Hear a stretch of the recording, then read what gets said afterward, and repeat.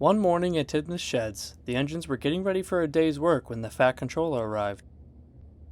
"Henry, I need you to help Arthur and Salty out at the docks today. It's time for another Kipper run." "Make sure to stay on the rails this time, Henry," laughed James. "Quiet. It's best you get to work, James. You can help Edward out at Wellsworth Yard." And with that, Sir Topham Hatt left. "It's a shame, little James, but not every engine can pull trains as grand as the Express," boasted Gordon. "We are on your side, Henry, but remember what James said," as Gordon rolled out of the sheds.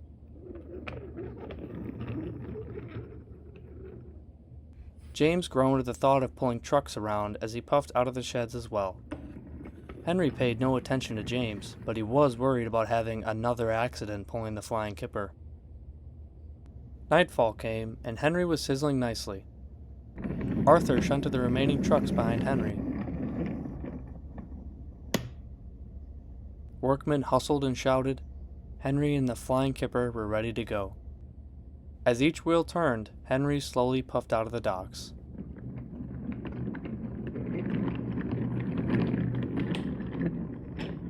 Back at the yard, James was finishing up the day's work. "That's good for today," called the yard manager. James was relieved as he felt tired out.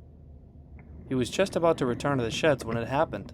James derailed over a set of switches. "Cinders and ashes," whistled James. "Don't worry, old boy. This was my fault. I couldn't see the switch was set against us with all this fog." The yard manager walked up. "The Kipper is on its way through the yard. You'll have to flag Henry down." James was fuming. Henry was making good time, but was surprised to see a man with a lantern waving a red flag up ahead. "James is derailed over a set of switches. You'll have to wait until we bring him back onto the rails." When Henry arrived at the yard, he was pleased to see James. "Staying on the rails, are we, James?" James was embarrassed and said nothing. "I am surprised. It's a shame the Kipper is now late after your accident."